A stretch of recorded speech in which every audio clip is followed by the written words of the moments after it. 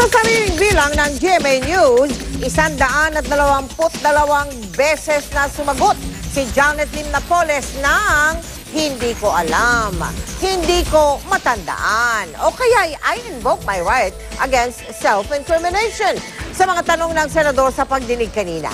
Ang mga kababayan natin, ano naman kayang masasabi sa pagharap kanina ni Napoles sa Senado? Yan ang tinutukan live ni Cesar Apolinario.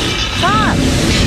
Nagulat ako din, Mel, ha? Talagang napakarami pala nung ewan lang. At sa ating mga mamamahayag, hindi pwede yung ewan lang eh. Pero alam mo, nagtanong-tanong ako sa ating mga ka-hashtag 24 oras at marami ang interesado, no? At naki-hashtag sila at sumagot. Pero kung marami ang interesado, ay meron din namang mga ewan lang ang sagot sa tanong ng hashtag 24 oras.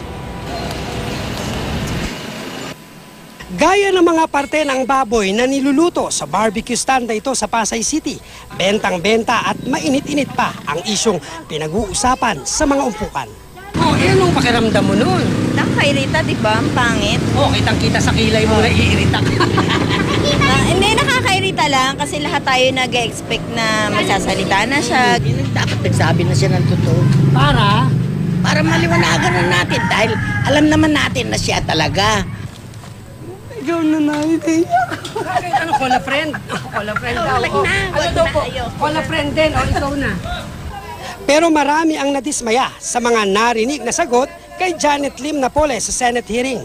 At sa dami po ng sentimiento ng mga Pilipino. Ikaw ba isa ka ron sa mga nagsisentimiento? Siyempre po, kaba ng bayan, pera ng bayan. Anong gusto mong gawin? Sa kurot lang po ng isang Pilipino, kamamatay na niya.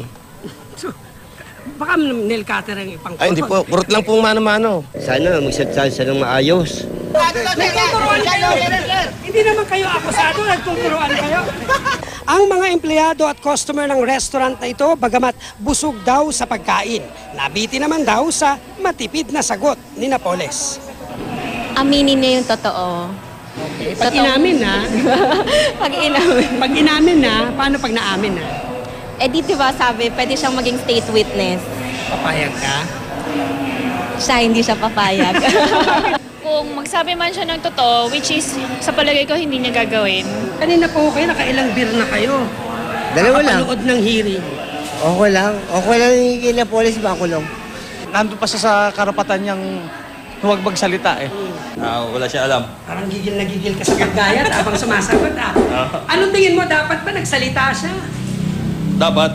Kung marami ang nadismaya sa ginawang paggigisa sa Senado kay Napoles, marami rin ang umaasa na lalabas din ang katotohanan. Ika nga, never give up. Kaya tanungin natin itong mga litsonero kung ano ang masasabi nila tungkol sa Senate hearing. Sila natatabunan ng ibang kaso eh. Sila-silang issue. Kung ang mga litsonero hindi na umay sa mga litsyong kaharap nila araw-araw, sa issue ng pork barrel, naumay kaya sila? Doon Totoo malaking yan. pera yun, 10 billion daw. Sila may pera pero kami wala. Kaya all broke, no money. No money. Bakit gusto mong malaman kung sino yung mga mambabatas na involved? Dapat yung matanggal sa pwesto yung mga ganun tao.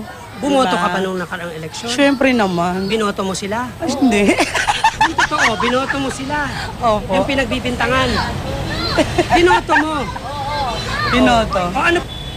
Alam mo, Mel, yung tanong ko na yan, kung binoto, no, yung mga kasama doon sa nabibintangan, no, pinagbibintangan, ano, marami yung sumagot na oo raw. Ang sabi nila ay dapat daw ay pagdating ng eleksyon ulit ay mag-isip na ang mga Pilipino. At kung ako bilang mamamahayag ang tatanungin sa tanong natin, I need a lawyer. Balik sa'yo, Mel. Pero bilib ako dyan sa napili mong puntahan, Sar, Bagay na bagay, Yung mga maglilitsyon dyan, Naman. Maraming salamat sa iyo, Cesar Apolinario.